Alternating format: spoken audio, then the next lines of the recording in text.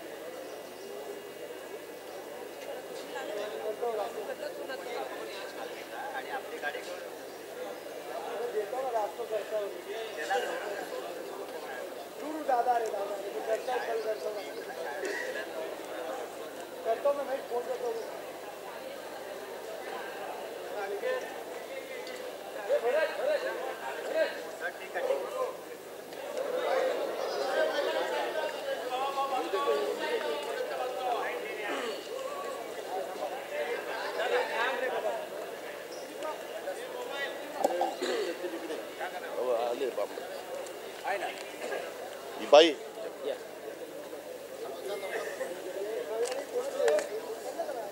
आज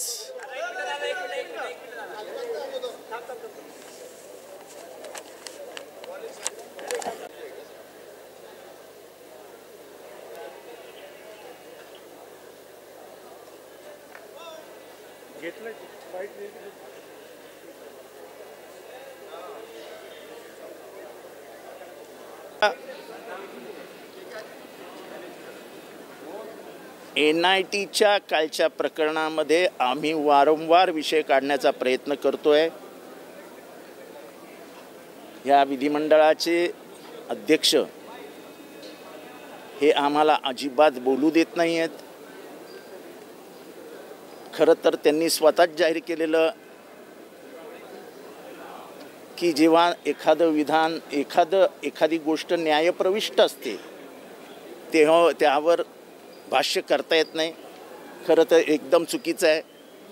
सर्वोच्च न्यायालयाचे वेगवेगळे जे अध्यक्ष होऊन गेले लोकसभेचे त्यांनी त्यावरती वेगवेगळी विधानं केली आहेत. कारण का शेवटी आतमध्ये असलेल्या सदस्याला इम्युनिटी असते, म्हणजे संरक्षण असतं बोलण्याचं, फ्रीडम ऑफ स्पीचचं. त्याच्यामुळे त्याचं बोलणं कोणीही रोखू शकत नाही.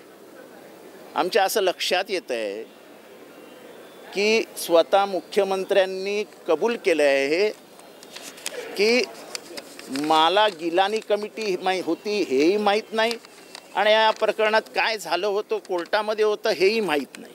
हे मी वृत्तपत्राचं कात्रण आणलं आहे की I was not informed by NIT.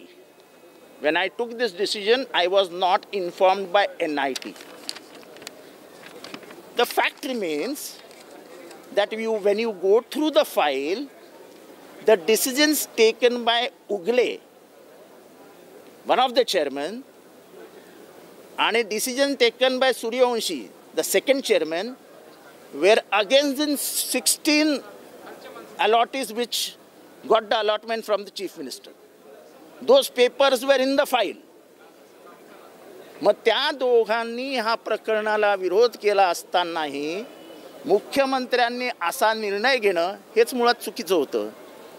पण सर्वात चुकीचं म्हणजे न्यायप्रविष्ट बाबीमध्ये मुख्यमंत्र्यांनी हस्तक्षेप करून न्याय प्रक्रियेमध्ये अडथळा आणलाय असं कोर्टाच्या निदर्शनास आणलं गेलं.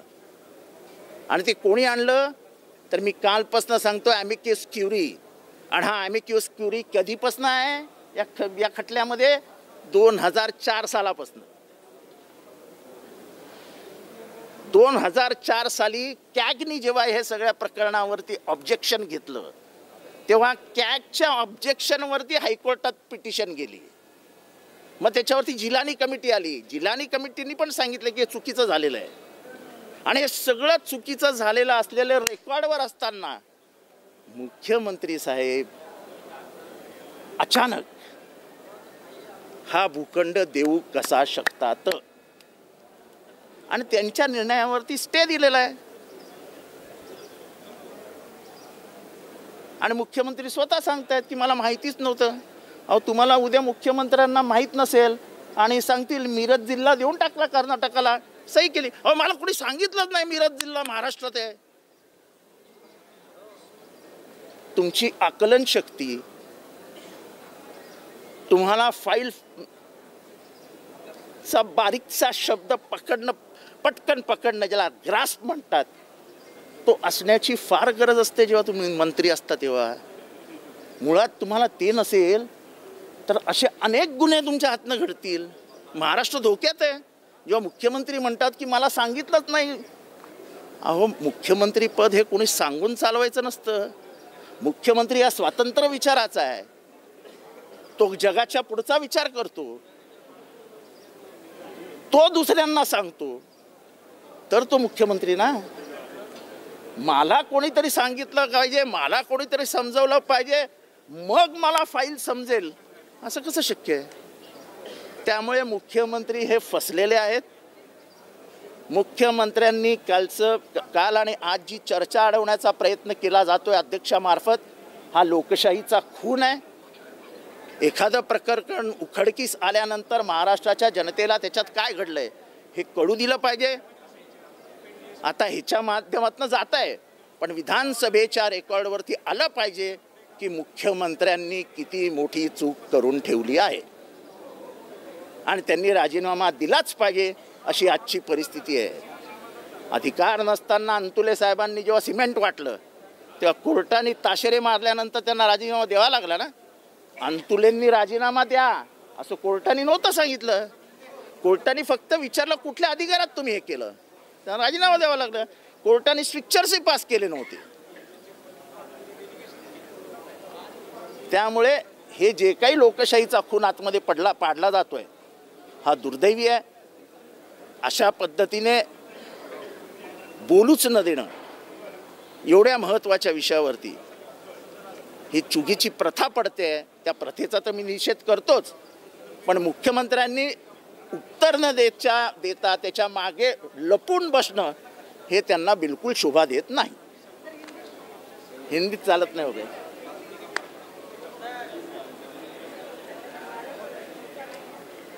काल कर्नाटकच्या मुख्यमंत्र्यांनी या ठिकाणी 1 इंच सुद्धा जागा या ठिकाणी महाराष्ट्राला देणार नाही अशा पद्धतीची एक आरेरावीची भाषा, राज्याच्या मुख्यमंत्री पदासारख्या संविधानिक पदावर बसलेल्या व्यक्तीला न शोभणारी भाषा, त्या भाषेमध्ये त्यांनी वक्तव्य केलेलं आहे.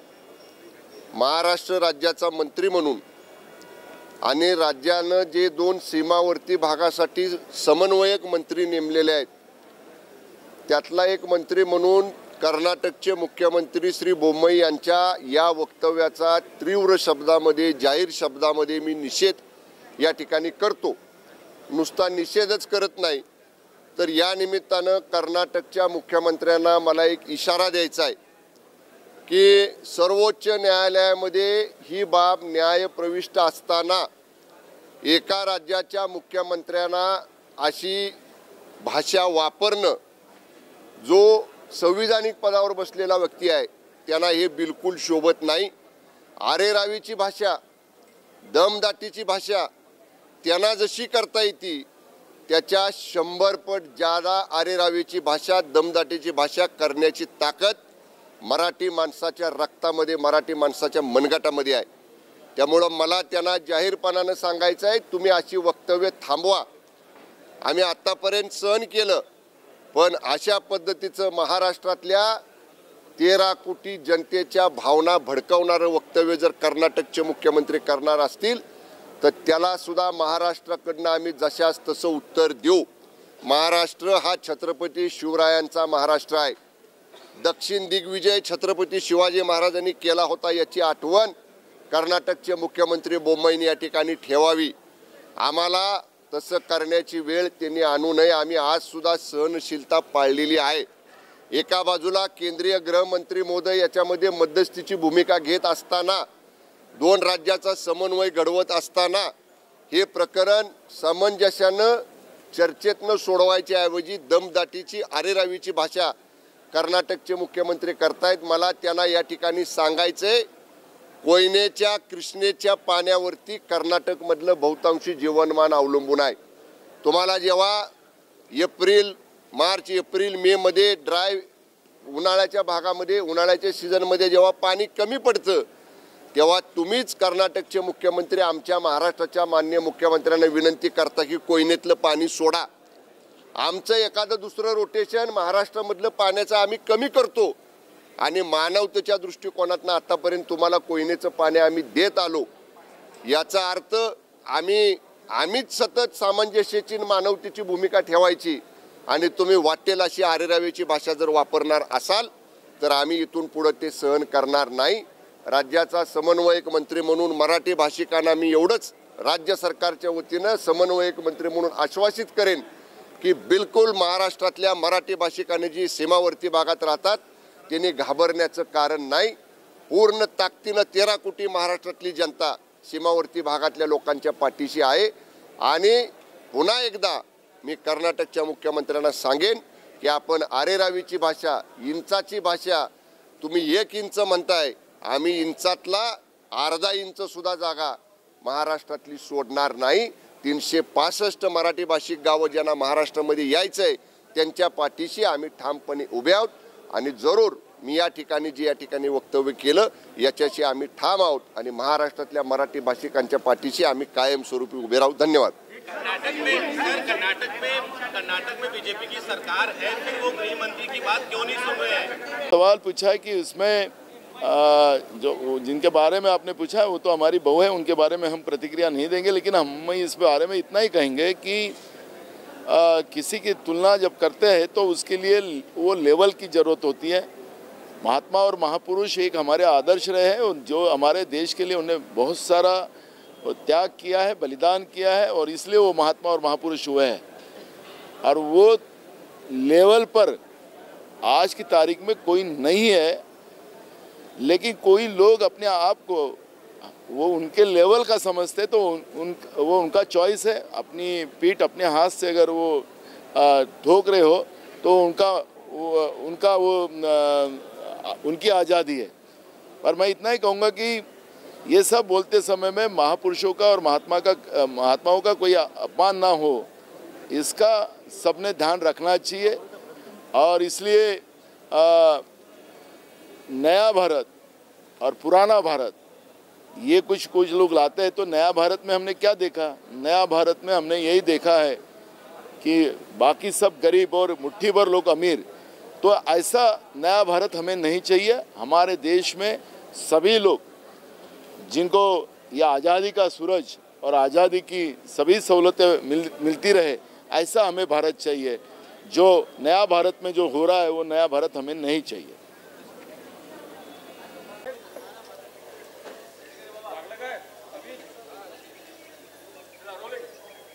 कर्नाटकने काय करावं हा कर्नाटकचा प्रश्न आहे। पण मी आपल्याला सांगू इच्छितो की कामकाज सल्लागार समितीची ज्यावेळेस बैठक झाली त्यावेळेस आम्ही सगळ्यांनी मागणी केली की आपला पण अधिवेशन चालू असताना आपण सगळेजण मराठी भाषिकांच्या बाजूने आहोत आणि ही सगळी जागा महाराष्ट्रामध्ये आली पाहिजे। 1 इंच जागा महाराष्ट्रामध्ये आली पाहिजे ही आमची पण महाराष्ट्रवासियांची भूमिका आहे।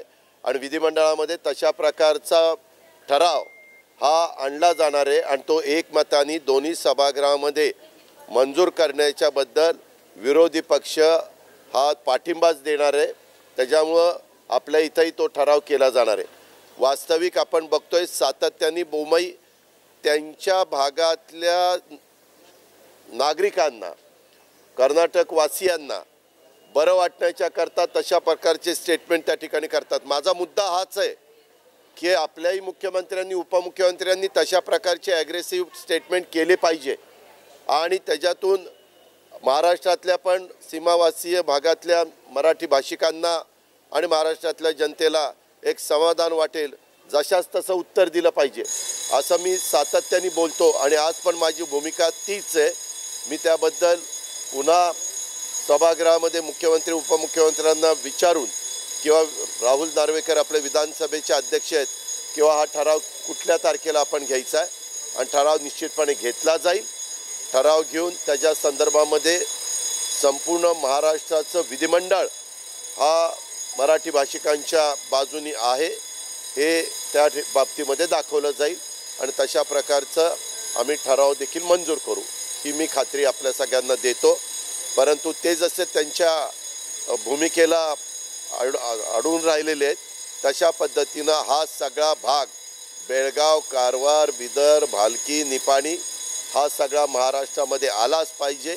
1 इंचचा भाग आला पाहिजे हीच आमची भूमिका आहे आणि सुप्रीम कोर्टामध्ये देखील हेच मत राज्याच्या वतीनं तिथं मांडण्याचं काम सरकारने करावं हे आमची त्यांना आग्रही मागणी आहे। धन्यवाद। आता बस झालं।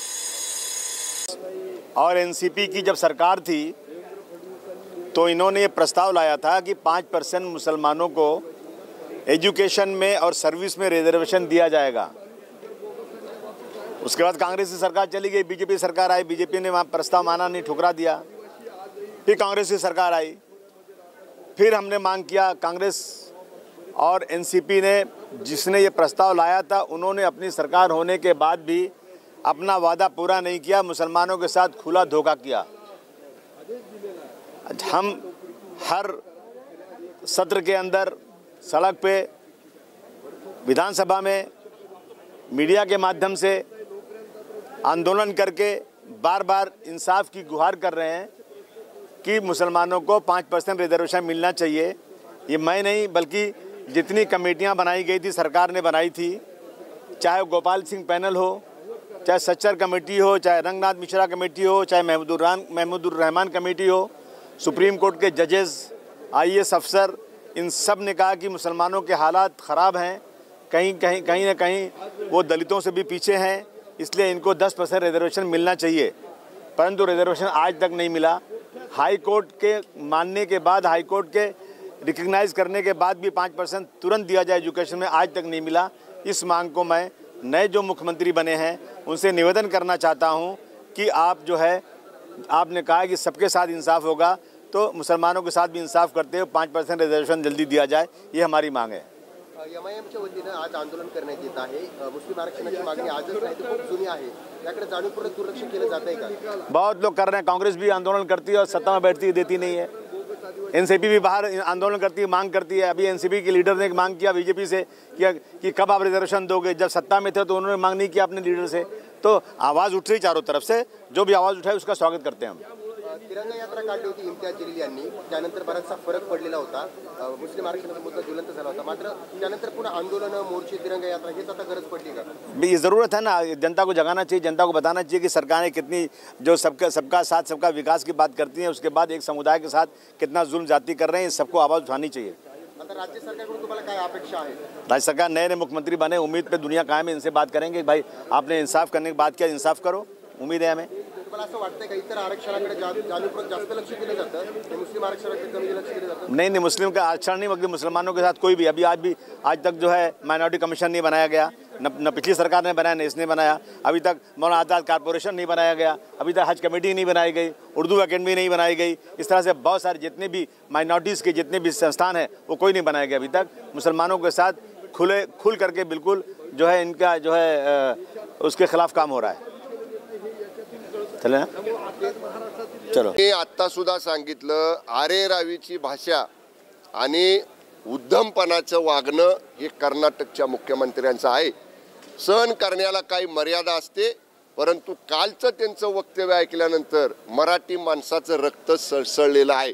त्यामुळे आता आम्ही ते जर थांबले नाहीत तर आम्ही बिलकुल थांबणार नाही। त्यांच्यापेक्षा 100 पट अतितीव्र भाषेत त्यांना आम्ही उत्तर देऊ। कर्नाटक में बीजेपी की ही सरकार है, फिर वो गृह मंत्री की बात क्यों नहीं मान रहे हैं? अभी कर्नाटक के मुख्यमंत्री का ये जो बयान है वो बिल्कुल जो चर्चा हुई थी उस चर्चे के बारे में, जो चर्चे में डिसाइड हुआ था उसके तरफ नहीं है। कर्नाटक के मुख्यमंत्री भाजपा के हैं, यूनियन होम मिनिस्टर भाजपा के हैं, महाराष्ट्र का सरकार शिवसेना भाजपा युति का है। ऐसा होने के बाद ही अगर कर्नाटक के मुख्यमंत्री उसका पालन नहीं करते तो हमको भी उसी तरह से उनको जवाब देना आता है।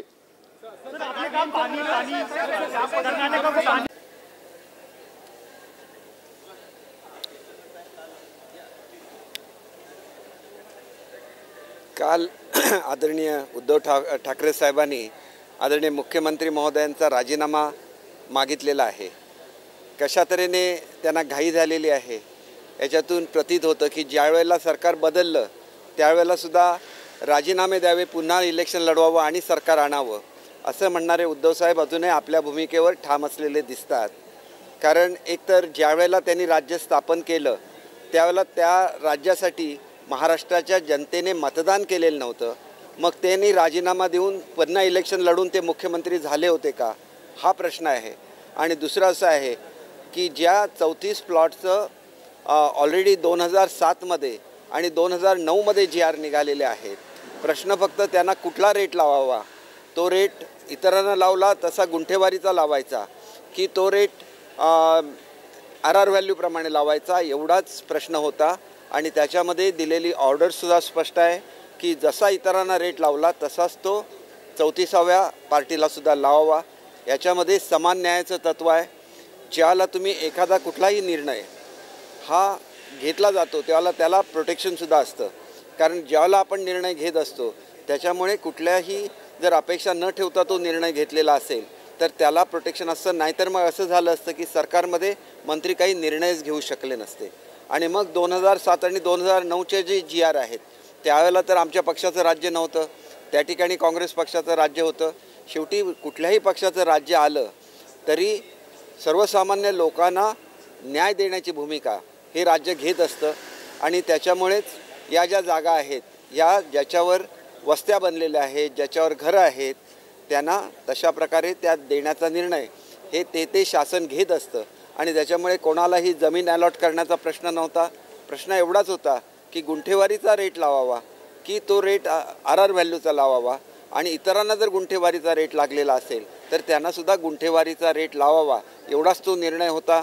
आणि कोर्टाने याबाबतीत एक सदस्यीय समिती नेमलेली आहे हे ज्यावेळेला कळवण्यात आलं त्यावेळेला तो निर्णयसुद्धा रद्द केलेला आहे.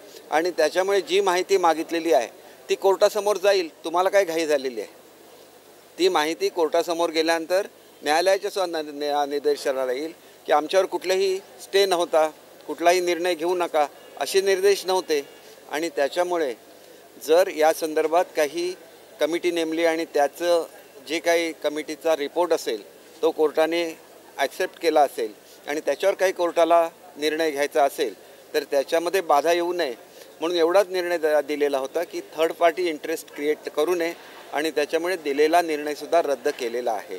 आणि त्याच्यामुळे उद्धव साहेबांचं तुम्ही एकंदरीतच बघा, काल आले, खरं तर त्यांच्या पक्षाच्या कार्यालयामध्ये त्यांनी जायला पाहिजे होतं, त्याच्याऐवजी थेट कुठे गेले? काँग्रेसच्या कार्यालयामध्ये. म्हणजे बाळासाहेबांनी कधी पायसुद्धा ठेवला नसता काँग्रेसच्या कार्यालयामध्ये. याच्यासाठी नाही तर ह्या वेगवेगळ्या विचारधारा आहे. शेवटी पक्ष विचारधारेवर चालत असतात. पक्ष व्यक्तिगत एकमेकाशी संबंध कसे आहेत ह्याच्यावर चालत नसतात. आणि त्याच्यामुळे मला वाटतं की कालचा जो ग्रामपंचायतीचा निर्णय आहे हा त्यांच्या डोळ्यामध्ये अंजन घालणारा निर्णय आहे की शेवटी तुम्ही जनतेबरोबर राहिलं पाहिजे, जनतेच्या विकासाची कामं केली तर जनतासुद्धा तुमच्याबरोबर राहते. हा स्पष्ट निर्णय हा कालच्या ग्रामपंचायतीच्या निवडणुकांनी दिलेला आहे. आणि ज्यावेळेला जिल्हा परिषद आणि पंचायत समित्या येतील त्यावेळेला त्या चिन्हावर लढवल्या जातात. आज तुम्ही खूप क्लेम करत असाल, मागच्या वेळेला तुम्ही क्लेम केला होता की आम्हाला एवढ्या ग्रामपंचायती मिळाल्या. प्रत्यक्षात त्याच्या निम्मेसुद्धा ग्रामपंचायती त्यांच्याबरोबर राहिल्या नाहीत, कारण ग्रामपंचायत चिन्हावर होत नाही. त्याच्यामुळे कोणी काही क्लेम करू शकत नाही. गावामधला ही इलेक्शन असते आणि त्याच्यामुळे पॅनल करून ही इलेक्शन लढवली जाते.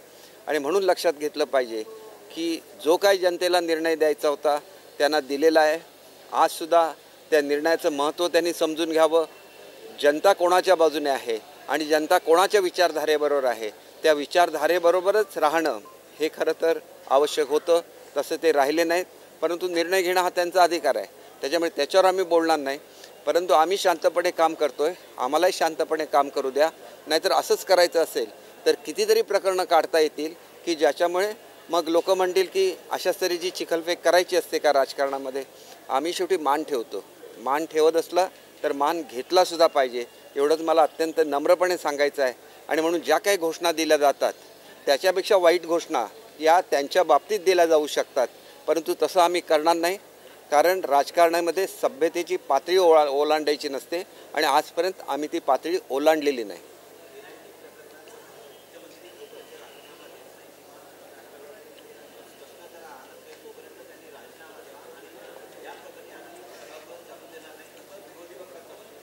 त्यांनी चालवणं न चालवणं हा शेवटी त्यांचा निर्णय असतो.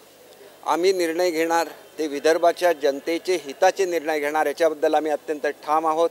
शेवटी नागपूर करार कशासाठी झाला तर नागपूर ही मध्य प्रदेशची राजधानी होती.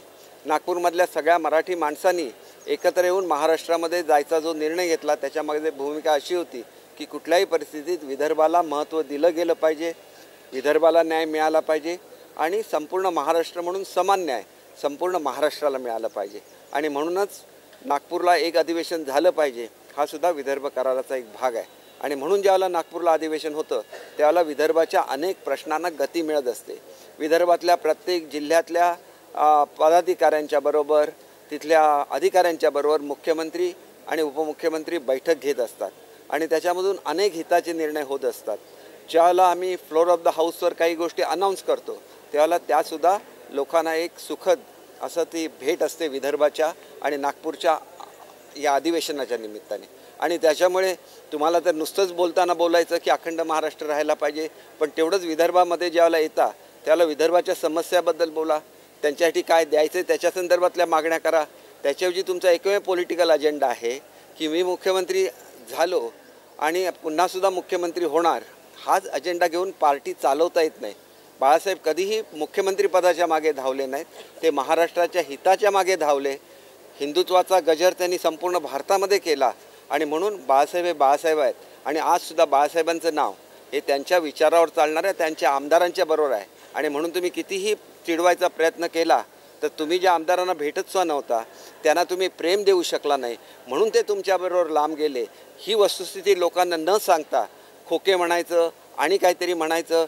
त्यांच्या मतदारसंघाला न्याय देत नव्हता तुम्ही राष्ट्रवादी आणि काँग्रेसच्या आहारी गेला होता, हे आम्ही परत परत सांगत होतो. आणि ते तुमच्या कृतीने तुम्ही सिद्ध केलेलं आहे की स्वतःच्या पक्षाच्या कार्यालयामध्ये न जाता तुम्ही थेट काँग्रेसच्या कार्यालयामध्ये गेलेला आहात.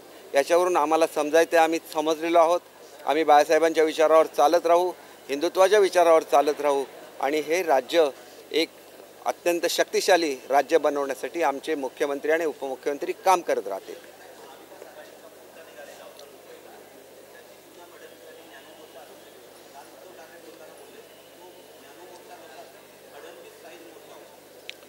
एक गोष्ट अशी आहे बघा, बोलण्यामध्ये त्यांचा हात कोणी धरू शकत नाही आणि मला त्यांच्याबद्दल आदर असल्यामुळे मी त्यांच्याबद्दल काय बोलू शकत नाही. परंतु ज्या वेळेला राऊत साहेब हे मराठा मोर्चाचे फोटो ट्विट करतात त्यावरून आज काय परिस्थिती आली आहे आणि त्या मोर्चाचे तुम्ही नीटपणे फोटो बघा तर त्याच्यामध्ये कोणाचे झेंडे जास्त दिसतात हे सुद्धा कळेल. कारण एरवी तुम्ही कुठेतरी सभा आयोजित केली की ज्यावेळेला माणसं पाठवली जातात इतर पक्षांकडून त्यावेळेला ते झेंडे घेऊन जात नाहीत, पण मोर्चामध्ये जाताना त्यांना आपल्या पक्षाचा अभिमान असल्यामुळे ते आपापले झेंडे घेऊन जातात आणि त्याच्यामुळे तुमचे झेंडे कमी दिसत होते आणि इतरांचे झेंडे जास्त दिसत होते. ही पाळी बाळासाहेबांच्या काळात कधीही शिवसेनेवर आली नाही, ती आज यावी हे दुर्दैव आहे. आणि म्हणून आम्ही पुन्हा एकदा शिवसेना तशीच बलशाली राहिली पाहिजे याच्यासाठी आमचा हा लढा आहे आणि आम्ही तो लढा कायम ठेवणार. कर्नाटकचे मुख्यमंत्री पुन्हा एकदा बरळले आहेत, ते म्हणले की महाराष्ट्र आमची 1 इंची जागा आम्ही देणार नाही आणि विधानसभेमध्ये तसं आम्ही त्यांच्याकडून 1 इंचही जागा मागितलेली नाही. आम्ही आमच्या हक्काची जागा सुप्रीम कोर्टाकडे मागितली आहे आणि सुप्रीम कोर्ट आम्हाला ती देईल याची आम्हाला खात्री आहे. तुम्ही महाजन अहवाल वाचून बघा, त्याच्यामध्ये सुद्धा बेळगाव शहर दिलेलं नव्हतं आणि मराठी स्पीकिंग 90-95% मराठी बोलणारी खेडीसुद्धा आम्हाला दिलेली नव्हती. म्हणून हा आम्ही लढा दिलेला आहे. नंतर त्याच वेळेला महाराष्ट्राने महाजन अहवाल स्वीकारला असता आणि जेवढी खेडी आम्हाला मिळाली तेवढी आम्ही ताब्यात घेतली असती. महाराष्ट्राला मराठी स्पीकिंग शेवटी भारतामध्ये भाषावार प्रांतरचना ठरली आणि भाषावार प्रांतरचना आणि भौगोलिक सलगता या दोन्ही जे निकष आहेत त्याच्यामध्ये ही संपूर्ण जनता बसते आणि त्याच्यामुळे आम्हाला तिथं न्याय मिळाला पाहिजे अशी आमची भावना आहे. मराठी जी आमची जनता कर्नाटकामध्ये राहिली आहे त्यांच्याबरोबर आम्ही आहोत आणि हा लढा सक्षमपणे आम्ही सुप्रीम कोर्टामध्ये लढवू. दरम्यानच्या काळामध्ये दोन्ही राज्यांमध्ये शांतता राहावी याच्यासाठी आदरणीय गृहमंत्री अमितजी शहा साहेबांनी जो फॉर्म्युला दिलेला आहे त्या फॉर्म्युल्यावर त्यांनी अंमलबजावणी करावी एवढंच आमचं म्हणणं आहे. केसरकर साहेब 26 जानेवारीला प्रजासत्ताक दिनाच्या रॅलीमध्ये महाराष्ट्राच्या चित्ररथ नसणार अशी शक्यता आहे. नाही, अशी शक्यता म्हणू नका.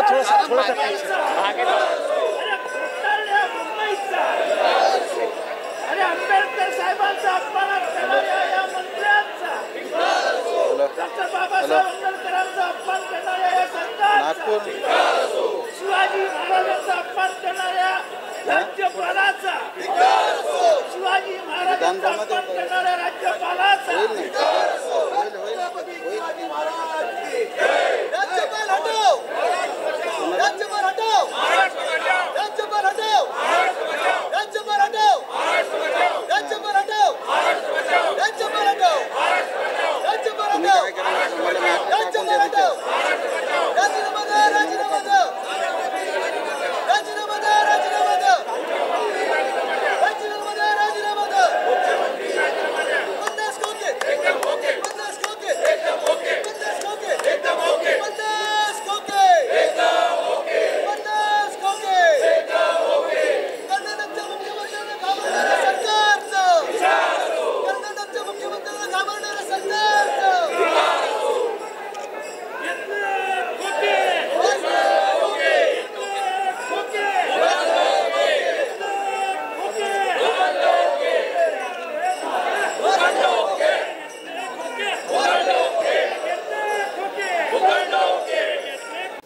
कर्नाटक के माननीय मुख्यमंत्री जी ने कल जो बयान दिया उसके बारे में बहुत तीव्र भावना महाराष्ट्र के सभी लोगों की है।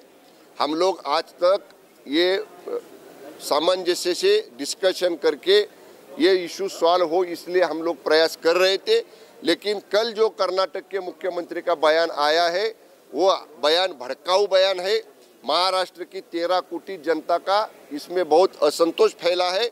मैं उनको बताना चाहता हूँ, उनको जिस भाषा का वापर करना आता है उससे कई गुना ऐसी भाषा, कड़क भाषा का वापर हमें भी करना आता है। अभी हम भी ऐसी भाषा करना शुरू करेंगे। उनको मैं ये खाली उनको पॉइंट आउट करना चाहता हूँ, जब पानी का शॉर्टेज रहता है मार्च अप्रैल मई में, तभी कर्नाटक को महाराष्ट्र की कोयना से पानी जाता है, महाराष्ट्र की कृष्णा से पानी जाता है। और वो टाइम उनके मुख्यमंत्री कर्नाटक के हमको रिक्वेस्ट करते हैं, हमारे सीएम साहब को रिक्वेस्ट करते हैं कि आपका पानी कर्नाटक के लिए छोड़ दो।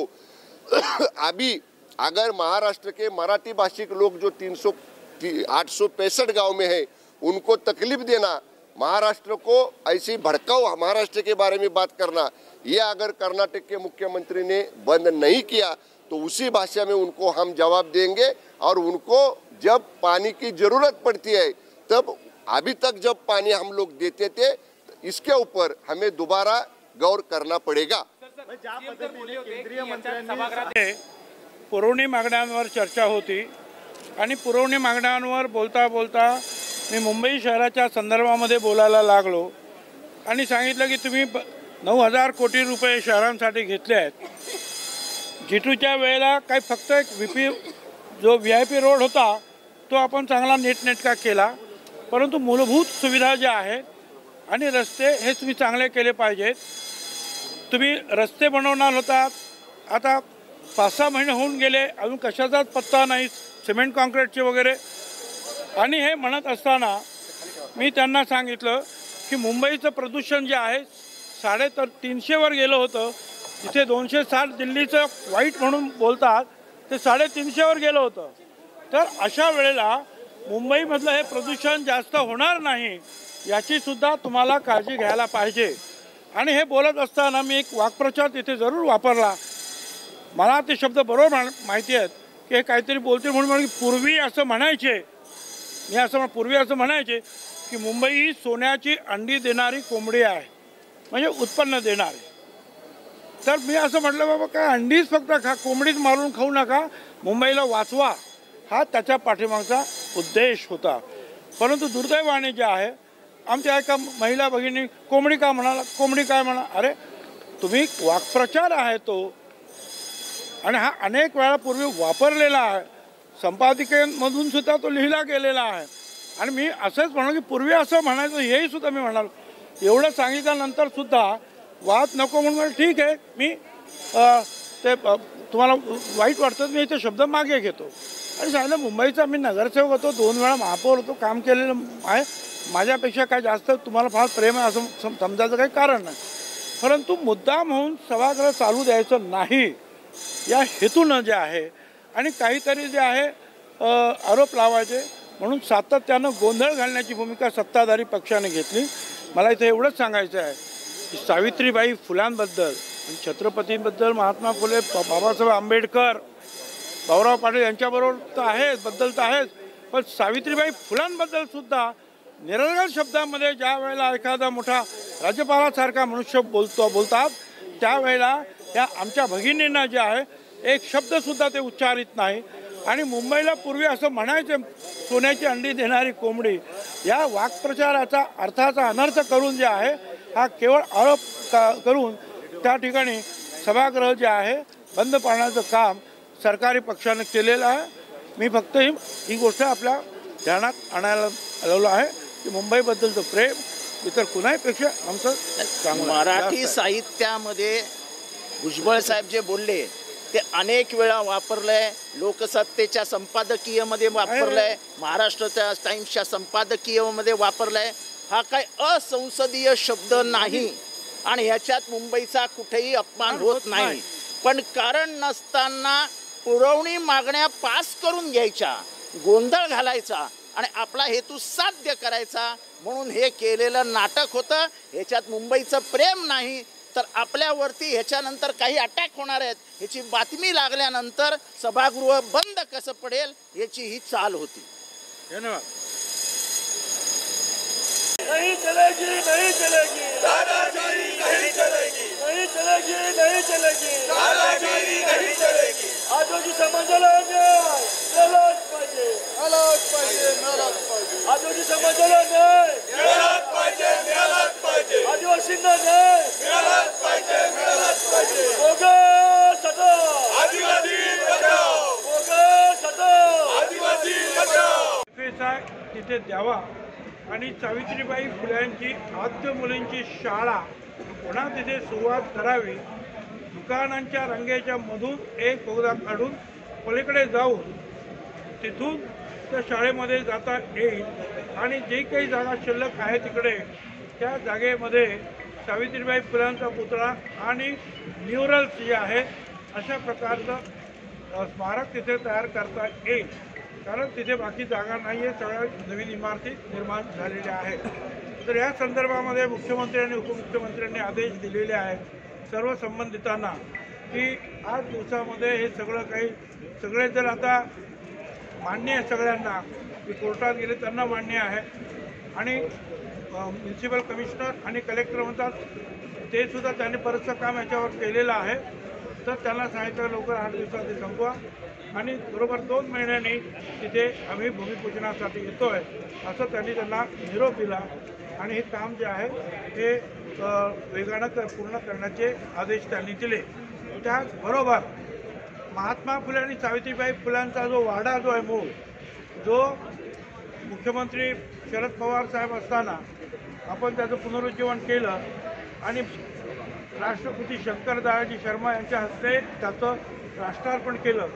त्या वाड्याच्या बाजूला काही स्ट्रक्चर्स आहेत 2-4 तर त्या भागातलं जे आहे रिझर्वेशन बदलण्यात आलेलं आहे आणि तिथून 300 फुटावर महानगरपालिकेचं सावित्रीबाई फुल्यांचं एक स्मारक केलेलं आहे.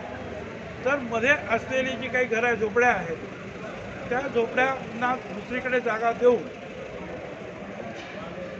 वाड्याच्या बाजूला असलेले स्ट्रक्चर त्यांना जागा देऊन ते दोन्ही स्मारकं जे आहे ते एकत्रित जोडावे यासाठी प्रयत्न सुरू आहेत. त्या बाबतीमध्ये सुद्धा बरंचसं काम तिथल्या म्युन्सिपल कमिशनर कलेक्टर यांनी केलेलं आहे. त्यांनासुद्धा जे आहे ह्या कामाला वेग देण्यासाठी सांगण्यात आलेलं आहे आणि ते सुद्धा काम येत्या 2 महिन्यामध्ये पूर्ण करावे असे आदेश दिलेले आहेत. फुले शाहू आंबेडकर छत्रपतींना मानणारे जो बहुजन समाज आहे विशेषतः त्यांच्या दृष्टीनं ही अतिशय एक आनंदाची गोष्ट आहे की एकतर पहिली शाळा जी आहे सावित्रीबाई फुल्यांचं ते स्मारक होत आहे आणि दुसरं महात्मा फुल्यांचं स्मारक इथे आजूबाजूला अजिबात जागा नाही. ती जागा थोडीशी अर्धा 1 एकर जी आहे मोठी होण्यासाठी आणखी त्याच्यामध्ये जरा आहे त्याच्यामध्ये इतर काही आपल्याला गोष्टी करायच्या.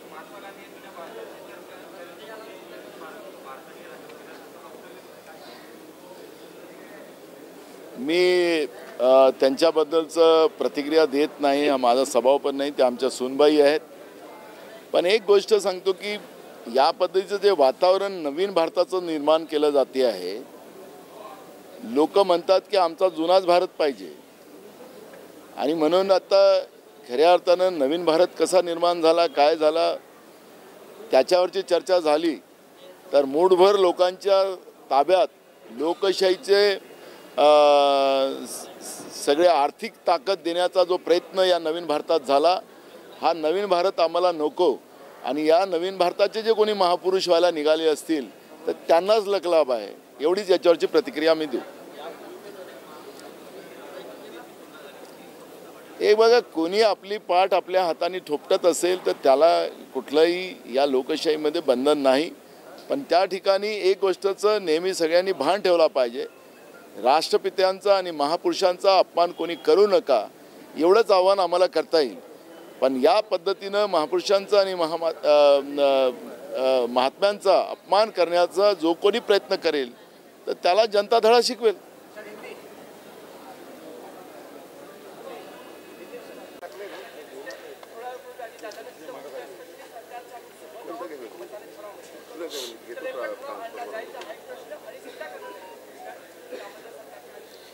कर्नाटक सरकारने काय भूमिका घ्यावी हा त्यांचा विषय आहे, परंतु आपल्या सगळ्यांना माहिती आहे महाराष्ट्र सरकारची, विशेषतः माननीय शिंदे साहेबांची, माननीय फडणवीस साहेबांची आणि आम्हा सर्व पक्षीयांची महाराष्ट्रातल्या ही स्पष्ट भूमिका आहे. ज्या 865 गावातल्या लोकांचं आजही म्हणणं आहे, पूर्वीपासूनचं म्हणणं आहे की आम्ही मराठी भाषिक आहोत, आम्हाला महाराष्ट्रामध्येच राहायचं आहे, त्या सर्व 865 गावातल्या मराठी भाषिकांच्या पाठीशी महाराष्ट्र सरकार, महाराष्ट्रातली 13 कोटी जनता, आम्ही सगळेजण त्यांच्या पाठीशी आहोत. आणि त्याच्यासाठी न्यायिक बाजूनं एका बाजूला माननीय सुप्रीम कोर्टातला असणारा लढा, तो अधिक आपल्या बाजूनं कसा प्रभावीपणे तिथं आपली बाजू मांडता येईल ते आमचे प्रयत्न सुरू आहेत. आणि दुसऱ्या बाजूला कोर्टाच्या बाहेर केंद्र सरकारने ह्याच्यामध्ये मध्यस्थी करावी आणि केंद्र सरकारने ह्यातनं समन्वयातनं मार्ग काढावा, हाही प्रयत्न आमचा चालू आहे.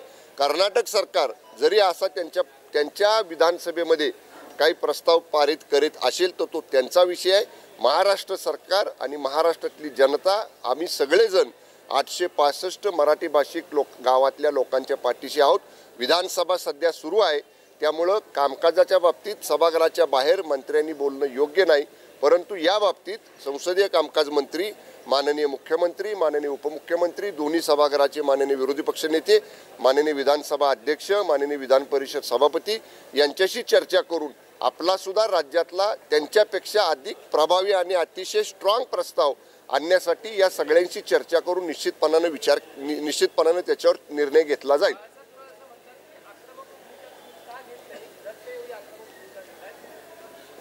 आक्रमक भूमिका आणि मवाळ भूमिका हा विषय नाही. आपल्याला या 865 गावातील मराठी भाषिकांच्या पाठीशी उभं राहायचं आहे. हा प्रश्न आपल्याला चिघळवायचा नाही. त्यांचं सरकार काय करतंय म्हणून तसंच आपण करण्यापेक्षा आपण आता केंद्र सरकारला विनंती केली. केंद्र सरकारनं आपल्या विनंतीला मान देऊन माननीय केंद्रीय गृहमंत्री अमित शाह साहेबांनी दोन्ही राज्यांच्या माननीय मुख्यमंत्री, माननीय उपमुख्यमंत्र्यांनी एकत्र बोलवलं आणि समन्वयातनं त्यातनं मार्ग काढायचा प्रयत्न केंद्रीय स्तरावरती सुरू आहे. त्याचाच एक भाग म्हणून ही बैठक झाल्या कर्नाटक सरकारने सांगितलं की महाराष्ट्रातल्या कुठल्याही व्यक्तीला, आमदार, खासदार, मंत्री, माजी आमदार, माजी खासदार, माजी मंत्री किंवा कुणीही सामान्य माणसाला आम्ही येणं जाणं करायला मनाई करणार नाही. हे ऑन रेकॉर्ड माध्यमांच्या समोर कर्नाटकच्या माननीय मुख्यमंत्री महोदयांनी सांगितलेलं आहे. त्यामुळं आपण सामंजस्यातनं यातनं तोडगा काढून आपल्या 865 गावातील मराठी भाषिकांना न्याय देण्यासाठी आपले प्रयत्न सुरू आहेत. जिस तरह से आज मुंबई सरकार की ओर से ये रेजोल्यूशन लाया जा रहा है, ये तब हो रहा है जब दोनों राज्य के मुख्यमंत्री गृह मंत्री से मिले, लेकिन इसके बावजूद उनकी ओर से बयानबाजी शुरू है. विपक्ष की ओर से महाराष्ट्र की सरकार पर कई सवाल उठाए जा रहे हैं. मैंने अभी भी कहा, उनका असेंबली ने क्या रेजोल्यूशन पास करना है वो उनका अधिकार है. हम बार बार कह रहे हैं कि हमारा पूरा राज्य, हमारी राज्य की ऑल पार्टीज, सब पक्ष, सब लोग, हम सीमावर्ती भागों के मराठी लोगों के साथ में है. हमारा अभी असेंबली का सेशन चालू है. सेशन चालू होते समय सेशन के कामकाज के बारे में बाहर आके कुछ मंत्री ने बताना मुझे उचित नहीं लगता, लेकिन ऐसा रेजोल्यूशन हमारे असेंबली में भी पास करने के लिए माननीय सीएम साहब, माननीय डिप्टी सीएम साहब, ऑल पार्टीज के लीडर ऑफ अपोजिशन, माननीय स्पीकर, माननीय सभापति, इन सब लोगों के साथ एकत्र बैठ के चर्चा करके हमारे असेंबली का निर्णय भी इनके साथ चर्चा करके लिया जाएगा. सर, लेकिन सवाल जो विपक्ष की ओर से पूछा जा रहा है वो ये है कि जब मुख्यमंत्री कर्नाटक के ये कह चुके हैं कि गाड़ियों को नहीं रोका जाएगा या इस तरह का बयानबाजी नहीं होंगे, उसके बावजूद जब महाविकास आघाड़ी के नेता जाते हैं उन्हें रोका जाता है, गाड़ियों को रोका जाता है, तो बयानबाजी जरूर, वो मीडिया के सामने उन्होंने ये बयान दिए थे, लेकिन इसके बावजूद वो अब भी लगातार इस मुद्दे पर अपनी बात रखते दिख रहे हैं. यही बात है कि कर्नाटक की गवर्नमेंट किस तरह से इस इशू को अलग टर्न दे रही है, क्योंकि एक दिन पहले कर्नाटक के माननीय मुख्यमंत्री जी ने कहा कि हम किसी को रोकेंगे नहीं, और उसके एक दिन बाद जब हमारे एमपी श्री धैर्यशील माने जी और हमारे कई पार्टीज के नेता वहाँ जाने वाले थे, जा रहे थे, कई लोगों को कोगनोली पोस्ट पे, चेक पोस्ट पे रोका गया, और हमारे एमपी श्री धैर्यशील माने जी को तो ऑफिशियल लेटर उन्होंने दिया कि आप यहाँ मत आइए. एक बार एक तरफ ऐसा कहना कि हम नहीं रोकेंगे और दूसरी तरफ रोकना, ये बात कर्नाटक सरकार की उचित नहीं है। इसके बारे में हमारे जो नाराजगी है हम हमारे गवर्नमेंट की तरफ से माननीय केंद्रीय गृह मंत्री जी के सामने जरूर लिखित स्वरूप से रखेंगे। धन्यवाद। धन्यवाद। निकालपासून ग्रामपंचायतीच्या निवडणुकीचा निकाल पाहत आलेला आहात। रात्री उशिरा सगळे निकाल लागले। सगळे निकाल लागल्यानंतर महाराष्ट्र विकास आघाडीला 3258 अशा राष्ट्रवादी काँग्रेस आणि उद्धव ठाकरे साहेबांची शिवसेना असे मिळून 3258 जागा मिळालेल्या सरपंच पद मिळालेली आहेत। भाजप आणि शिंदेंना 3013 मिळालेले आहेत आणि इतर 1361 आहे।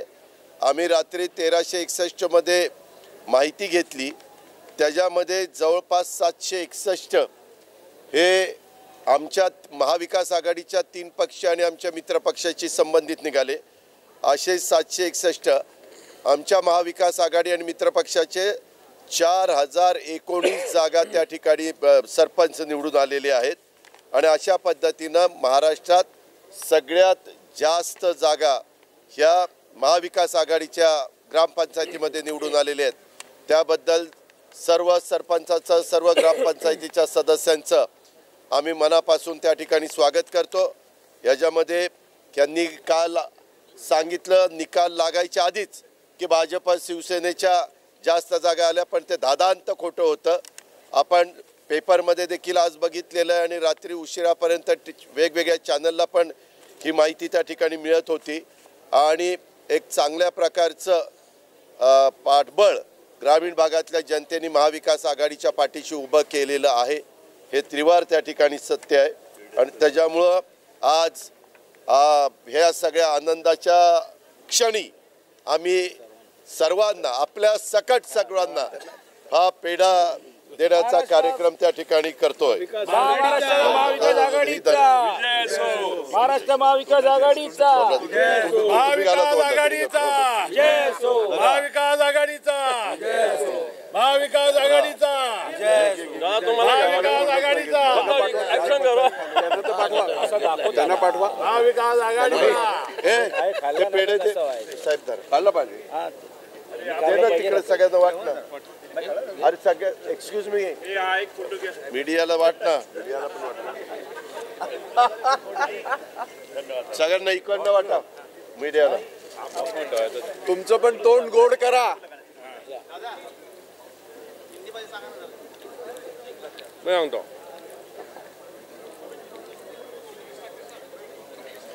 कल जो महाराष्ट्र में पंचायत चुनाव हुए हैं, इसमें महाविकास आघाड़ी 4000 से ज़्यादा सीट, 4000 से ज़्यादा 4061 इस संख्या में महाविकास आघाड़ी के सरपंच चुन के आए हैं। कल जो बीजेपी ने और शिंदे गुट ने दावा किया था वो गलत दावा किया है। रिजल्ट पूरे आने के पहले ही उन्होंने रिजल्ट डिक्लेयर किए थे।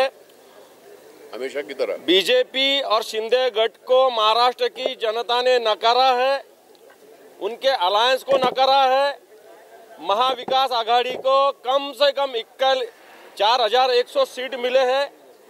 इसलिए हम सब महाविकास आघाड़ी के तरफ से सब जनता का, महाराष्ट्र की जनता का हम आभार मानते हैं, क्योंकि ग्राम पंचायत एक ग्रामीण एरिया का और एक महाराष्ट्र का एक सही अर्थ में प्रतिरूप है और इसमें महाविकास आघाड़ी ने अच्छी तरीके से यश प्राप्त किया है। Thank you.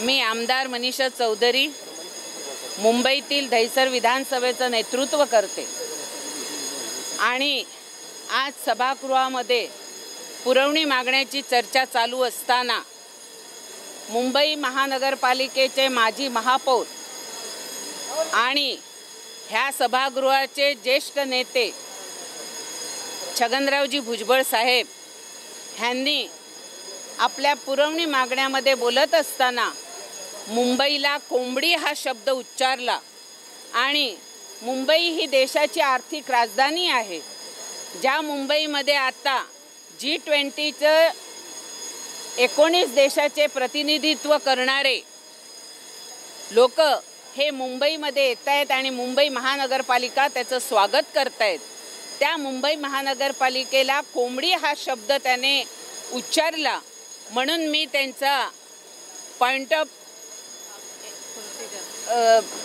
ऑफ ऑर्डर घेऊन ज्या वेळेला मी बोलत होते त्यावेळेला मला ज्या पद्धतीने त्यांनी मला विरोध करून खाली बस हा जो शब्दप्रयोग केला हा सभागृहातील सर्व महिलांचा अपमान आहे, त्याचबरोबर महाराष्ट्रातल्या तमाम माझ्या माता भगिनींचा लोकप्रतिनिधींचा अपमान आहे।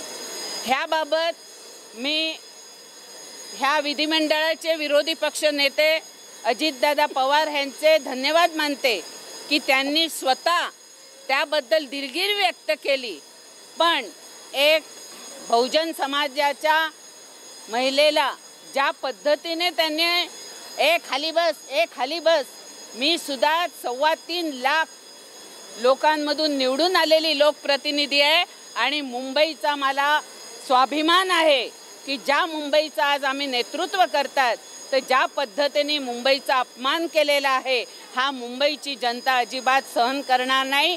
त्याचबरोबर महिलांचा जो अपमान केलेला आहे हा महिलांचा अपमान हा माझा नसून विधिमंडळाच्या प्रत्येक स्त्रीचा, त्याचप्रमाणे महाराष्ट्रातल्या तमाम महिलांचा भुजबळाने अपमान केला। एवढं करून सुद्धा त्यांनी माफी मागितली नाही, हे योग्य नाही आणि त्यांचा मी आज इथे जाहीर निषेध करत आहे।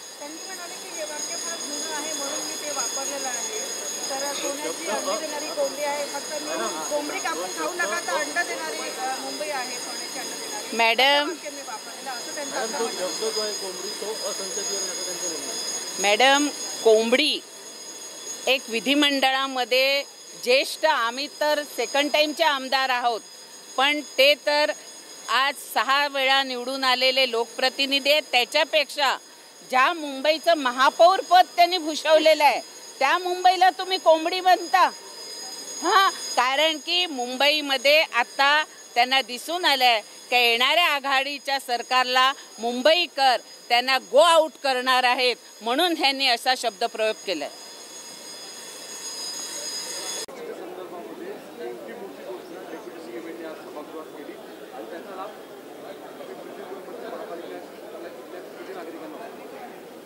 आज पिंपरी चिंचवड शहराच्या दृष्टीनं एक महत्त्वाचा निर्णय, महत्त्वाची घोषणा आज आदरणीय उपमुख्यमंत्री देवेंद्रजी फडणवीस आणि मुख्यमंत्री एकनाथजी शिंदे यांनी घेतलेली आहे। 2008 पासून पिंपरी चिंचवड शहरामधल्या 1 लाखच्या जवळपास असलेल्या घरांवर शास्तीकर अवैध बांधकामावर त्यावेळेस 2008च्या सरकारमध्ये या घरांवर लावण्यात आला। त्याच्यामुळे अनेक जी घरं आहेत जी अनधिकृत होती, जी शास्तीकर त्याच्यावर लादला गेला होता, त्या घरांवरची टांगती तलवार निघणार आहे। विशेषतः एक निर्णय फार महत्त्वाचा आहे की आजपर्यंत जी घरं या शास्तीकरामध्ये येतात त्याचं मॅपिंग करून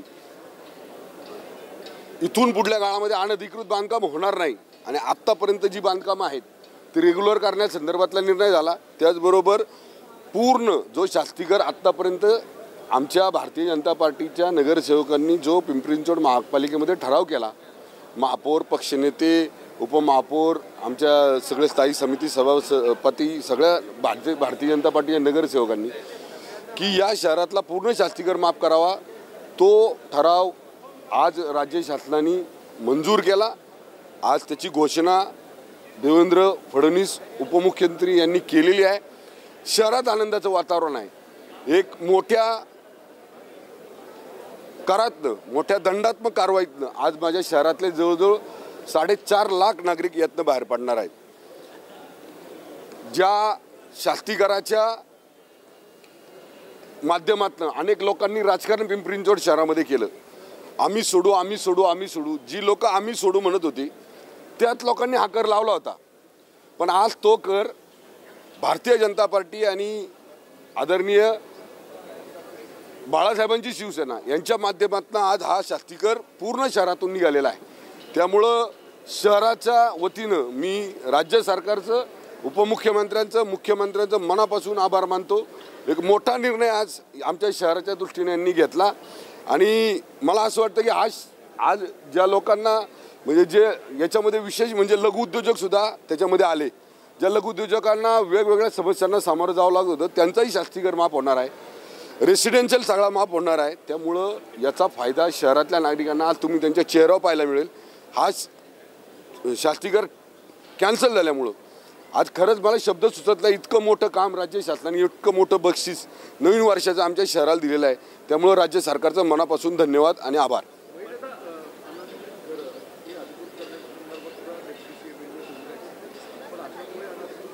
त्याच्यावर असा निर्णय घेतला आहे, हे पहा, इथून पुढल्या काळामध्ये मॅपिंग याच्याकरताच करायला लावलं की तुम्ही त्या शहरातलं मॅपिंग करा. आत्तापर्यंतची जी घरं आहेत जी अनधिकृत झालेली आहेत, ती अनधिकृत घरं किती आहेत, त्यांच्यावर शास्तीकर किती आहे तो पूर्ण माफ करा. मॅपिंग झाल्यानंतर इथून पुढल्या काळामध्ये कुठलंही अनधिकृत बांधकाम होणार नाही याची दक्षता महापालिकेनं घ्यावी. अशा प्रकारच्या सूचना त्या निमित्तानं देवेंद्र भाऊंनी त्या ठिकाणी केलेल्या आहेत. धन्यवाद.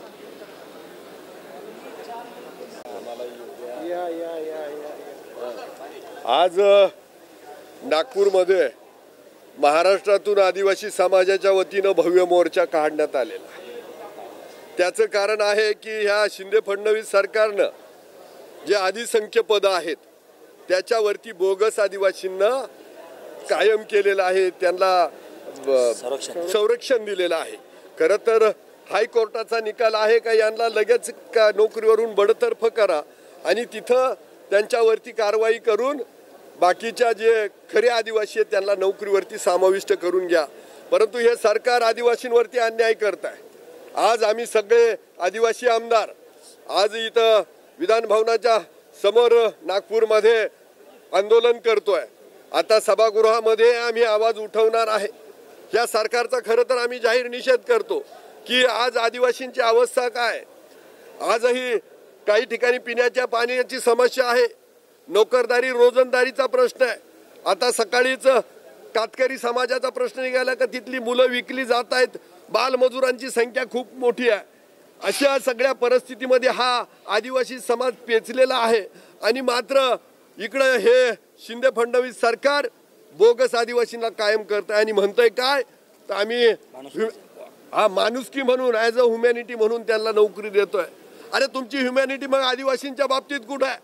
अरे हा आदिवासी ह्या देशाचा मूळ निवासी, जल जंगल जमिनीवरती आमचा अधिकार आणि आज मात्र तुम्ही आम्हाला आमच्या अधिकारापासून वंचित ठेवताय, नोकऱ्यांपासून वंचित ठेवताय. डॉक्टर बाबासाहेब आंबेडकरांनी आम्हाला घटनेनुसार अधिकार दिला, आम्हाला संरक्षण दिलं आणि तुम्ही मात्र ते अधिकार सगळे हिसकून घेताय. म्हणजे हे आदिवासींवरती अन्याय करून आदिवासींची आरक्षण, आदिवासींचीच नाही सगळ्यांचीच आरक्षण घालवण्याचा यांचा प्रयत्न आहे.